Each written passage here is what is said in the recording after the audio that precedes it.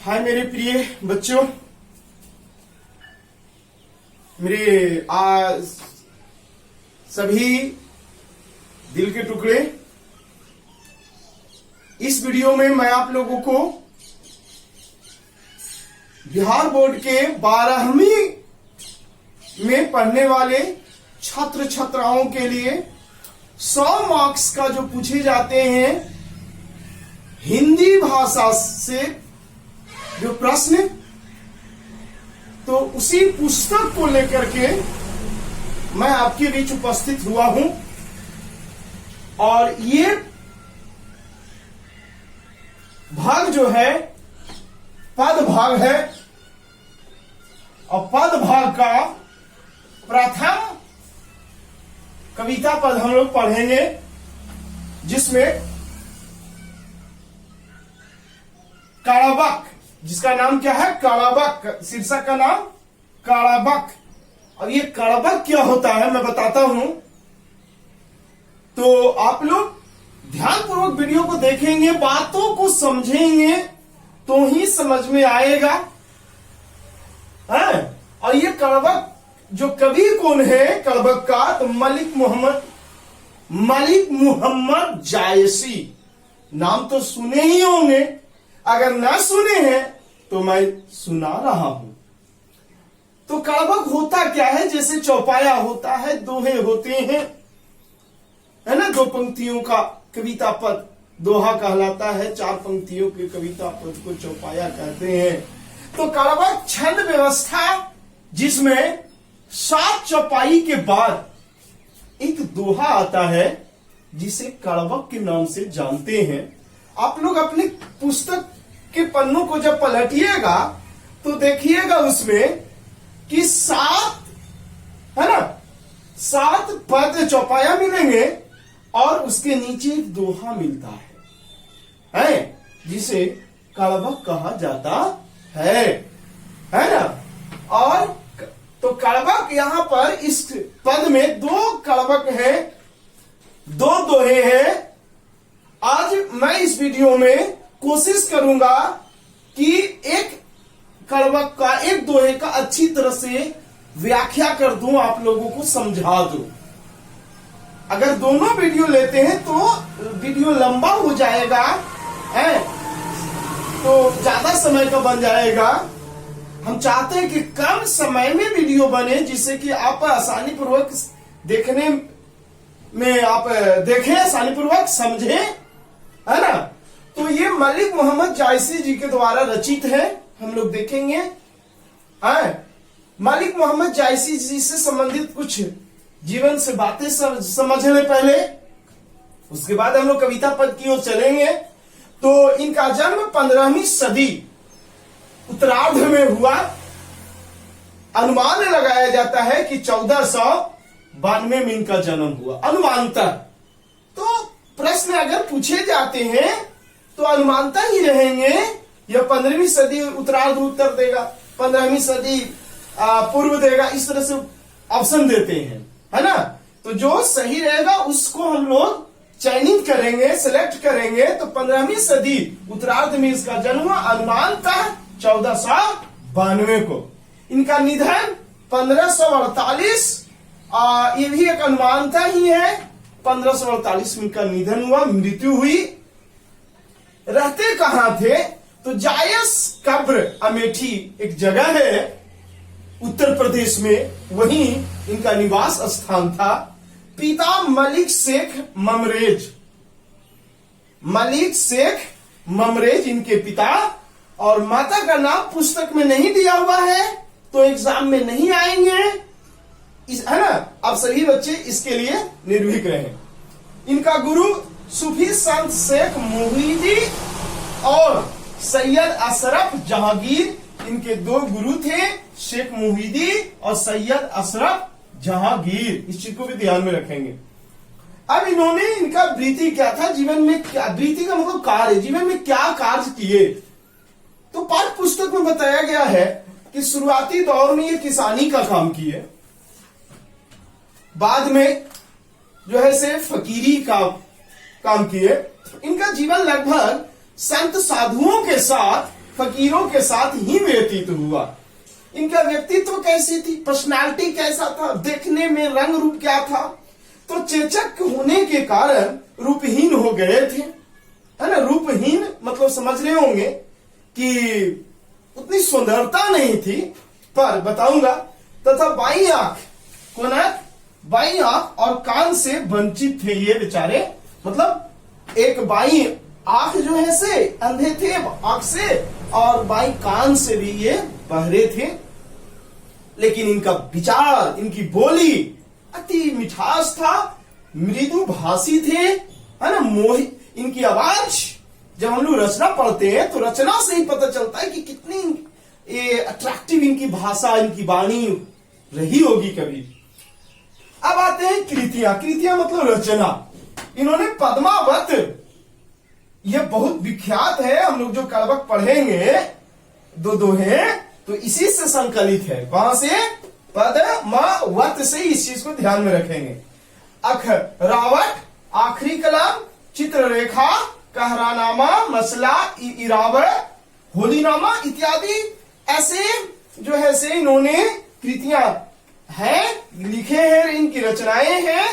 तो इस तरह से हमने बताने का काम किया इनका जीवन से कुछ बातें जो शायद नहीं, मतलब निश्चित एग्जाम में प्रश्न पूछे जाते हैं।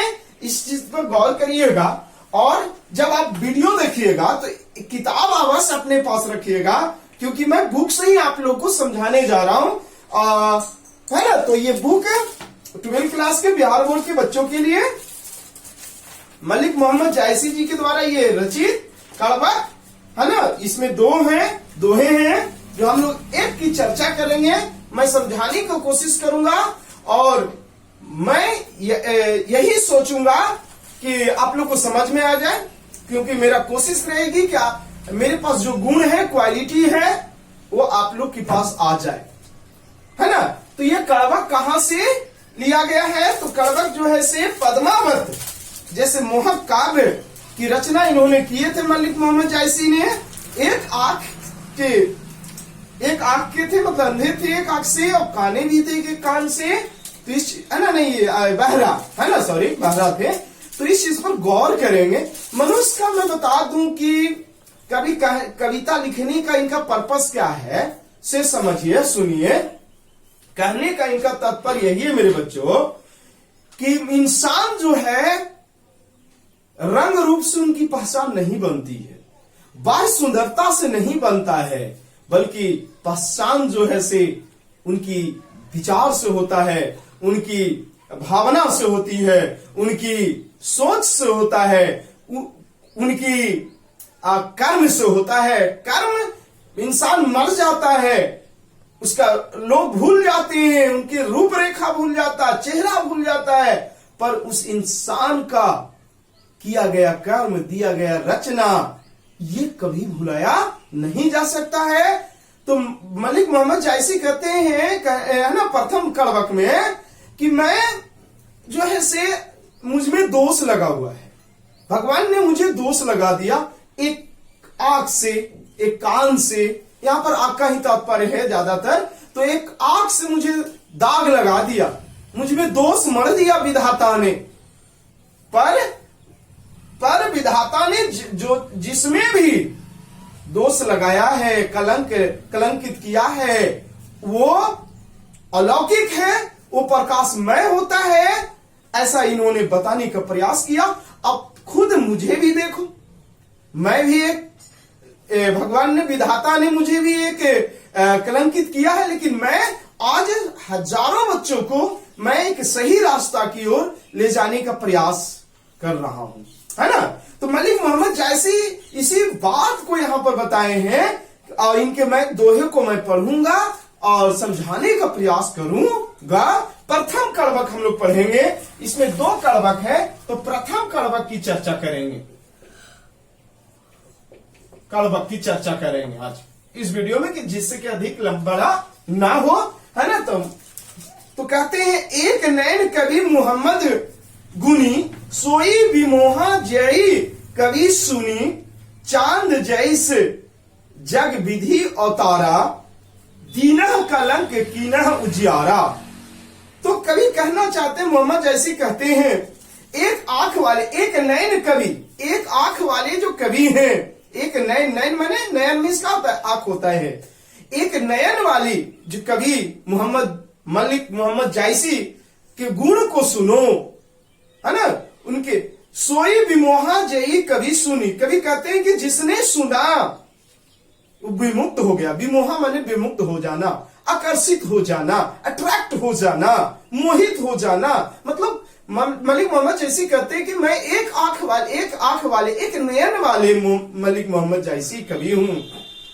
जिसने मेरी काव्य को सुना, मेरी गीत को सुना, वही जो है से कवि, वही इंसान विमुक्त हो गया, मोहित हो गया, है ना।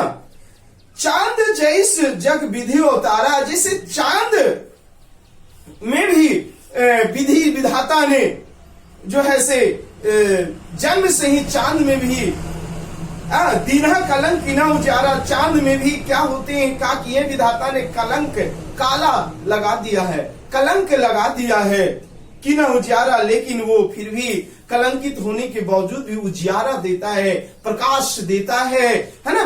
चांद की देखते होंगे आप लोग कि चांद में भी दाग होता है, लेकिन उसकी सुंदरता कितनी चांद लग जाता है जो रातों में, जब वो चांद उगती है तब। फिर वही कवि कहे हैं कि मैं मलिक मोहम्मद जायसी एक आंख का कवि हूं। जिसने मेरी काव्य को सुना, रचना को सुना, गीत को सुना, दोहे का सुना, वो कवि सुनते ही विमुक्त हो गया, मोहित हो जाता है। चांद के जैसा हिम विधि ने, विधाता ने मुझे भी जन्म दिया है। दीना कलंक कीना उजियारा, जैसे चांद में कलंक है, काला है, मेरे शरीर में भी उसी तरह का कालापन है। अर्थात कलंक का मतलब, कालापन का मतलब मैं भी एक आंख का हूं। जग सूजा एक ही नैनाहा, जैसे पूरी मैं एक आंख का हूं। मलिक मोहम्मद जायसी कहते हैं मैं एक आंख का हूं, लेकिन एक ही आंख से मैं जग को, संसार को, हर दृश्य को मैं देख लेता हूं। उबा सुख ऐसे नख तनह महा, कहते हैं कवि कि जैसे चांद जो है दाग लगी हुई है, वो रोशनी देती है उदित होते ही, है ना। और जैसे आकाश में शुक्र तारा की तरह चमकते रहता है एक चांद, है ना। तो मैं भी एक ऐसा हूं इस संसार में, एक अलग विशिष्ट हूं, जो मेरा एक अलग पहचान है। फिर कभी कहते हैं जो लही अम्बही डाब न होई, तो लही सुगंध बसाई न हुई। कहते हैं कि देखिए कि संसार में जो भी चीज में विधाता ने, भगवान ने कलंक किया है, वो एक अलग पहचान बना है। कहते हैं जैसे आम के ऊपरी वाले भाग में जब डोब होता है, जिसमें दुर्गंध आती है, लेकिन वो दुर्गंध ही आम का मिठास बढ़ाता है, सुगंध बसती है, तो ही वो आम में क्या होता है, मीठापन होता है, वो है ना। किन्ह समुद्र पानी जो खारा, जैसे समुद्र का पानी खरा होता है, नमकीन होता है, तो अति भयु असुझ अपारा, लेकिन उसके पास जल अपार है ना, जिसका न ओर का पता न छोर का पता रहता है। मैंने भगवान उसमें भी उसके जल को कलंकित किया, लेकिन आज वो विशाल है ना, बहुत बड़ा है, एक हमने देखा नहीं जा सकता उसका रूप को पूर्ण रूप से। तो उसी तरह भगवान ने मुझे भी कलंकित किया, लेकिन मेरी आवाज, मेरी वाणी, मेरी कृति जब जो भी व्यक्ति सुनते हैं विमुक्त हो जाते हैं। कहते हैं जो सुमेरी त्रिशूल विनाशा, भाग कंचन गिरी लाग आकाशा। कहते हैं कि जो सुमेरु पर्वत है वो कठोर बना, वो कठोर है तभी तो आज कंचन की तरह, सोने की तरह आकाश में ललहाता रहता है। कंचनगिरी पर्वत आप लोग नाम सुने होंगे, है ना, जिस सुमेरु पर्वत है वहां, और उस सुमेरु पर्वत अत्यंत कठोर है। त्रिशूल विनाशा, विनाशा का मतलब कठोर, है ना। वो जो एक पर्वत है सुमेरु पर्वत, वो अत्यंत कठोर है। कठोर होने के बावजूद भी वो आकाश तक छूता है, गगन को छूता है, देखने में बिल्कुल कंचन की तरह, सोने की तरह चमकता है ना। जो लही घरी कलंक न पारो, काचे हुई नहीं कंचन कारा।